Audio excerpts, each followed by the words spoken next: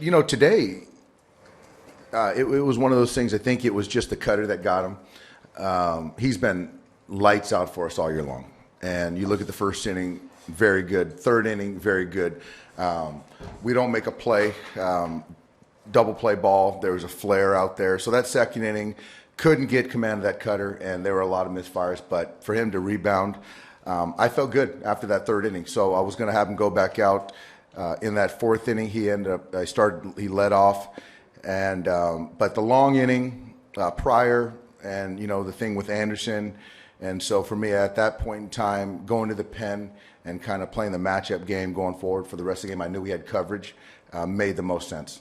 Cody did a lot of things today. When he beat out that ball to short, did you think the shortstop was a little surprised to see how far down the line he was? Those are things, you see the home runs and you see other things, but those are the little things that extend innings and, puts the ball on the ground, runs hard, beats it throughout, extends the inning, and those are the little things, winning pitch that we talk about, the play that, Barnesy makes in the hole, and, Chris Taylor on the bases, and those things are the game changers for us.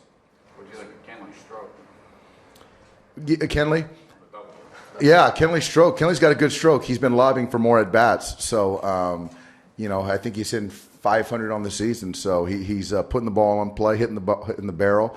But it's not ideal. But it seems like when he gets in the game for a 4-out save, we seem to put some more runs together. So I like him on the mound a lot better than the batter's box. But when he does get his opportunities, he's making good on them. So when's the last? I'm sorry. Yaz is a strikeout on the seventh most productive out you've ever seen. I didn't realize it, but I think that we scored 5 runs on wild pitches. So, you've got guys everywhere on the bases, and the next thing you know, he's hitting with 2 strikes, 3 and 2 with nobody on the base. Very productive at bat. So, we talking about having quality at bats. So he was getting them over and getting them in. So it was good. Do you recall seeing that before by the same pitcher?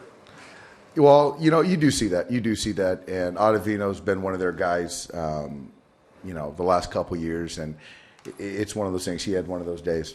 How did the play evolve with Austin from second? Did Chris give him a send? Did he go on his own? It looked like he never really slowed down. No, he didn't. And I think that that's one of those things for us is, he had third base, and he was going hard, took the turn around third base hard, and the play's in front of him. So at that point in time, you got to be instinctual. And I think that if you look at our roster, we have a lot of dynamic players, and I always use that term baseball players, guys that you can play anywhere, guys that can run the bases, compete, and, Austin fits that bill as well. You were talking about all the things about Bellinger, and just looking at some of the stats, out from the 7th inning on, his batting average is something like .330. For a kid, that's got to be unusual, isn't it? It's unusual for veterans as well, because now when you're looking at the 7th inning and beyond, you're looking at back-end guys and guys that they're matching up to get you out. And so for Cody, it's left-handed killers. But for him to hit left-handed pitching, hit the back-end guys, and in big spots, there's no panic. He's got a great pulse about him. And, yeah, for a young player, he's definitely accelerated. But he likes to be in those spots. This is the first time you've used Kenley Jansen in a 5-out situation, 5-out save situation since last October. Close game at the time. How did you weigh the pros and cons of bringing him in when you did? Well, it was looking at he's had 2 days off, and with that club, with a 1-run lead, I just felt that, I wanted to go with our best.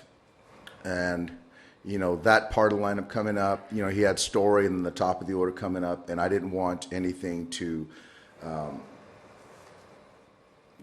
get started or get going. And for me, I think that we're playing good baseball, great baseball. And so once we had the lead, I really felt I like Grant against Walters, but I think, again, JP, it goes with the usage in the past, in the recent days, and I felt comfortable for him to get 5 outs.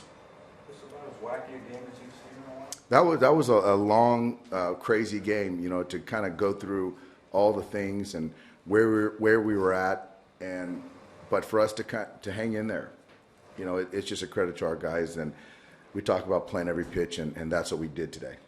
Do you guys feel like it's 1988 all over again? You know, I know it's been a long time, but you still have guys hanging around or work for the team there from 1988. Is this beginning to seem like a magical 1988 where you have guys score from second base on wild pitches? Is it beginning to have that magical feel? Well, I know the 1988 team, and I know championship teams. And I think the one common variable is that each night there's a potential for a different hero.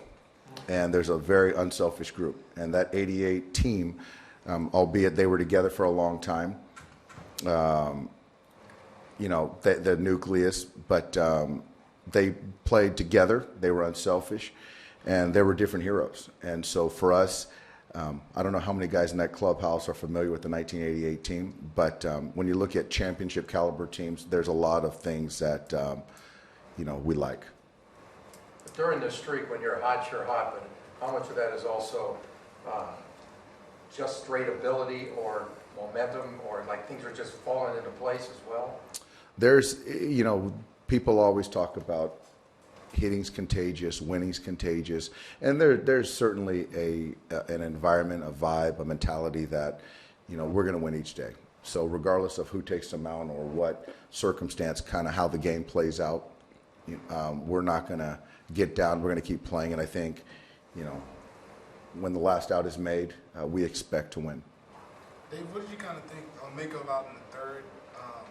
Anderson, when he was the whole situation there, kind of took a while for him to come out, or when they were doing like warm-up pitches, it kind of. Well, Anderson just came off the DL with a knee, and I think that there was something that they were trying to check and make sure that he was okay. So, I think that was the Forsythe at bat. So the thing about us is, he was on the ropes. Their guys were on the ropes, but we didn't give them any extra outs on the bases. We kept grinding and made those guys continue to make pitches. And, you look at what we did from the first game of this series, and even you look back at that Mets series, what we're doing to pitching staffs, there's a relentless kind of approach to what we're doing. You mentioned Bellinger's base running. He's sort of sneaky fast. Is he a little underrated as a defensive player? He is. He's. It's easy to look at the slug and the production, but you see him on the bases, and you see him making plays at first base. Initially, when he came up here, he was making great plays in left field, and today made a great play. Went a long way on that ball. I think it was Valaika, and so to be able to put him anywhere and to be a plus defender, it's a huge luxury.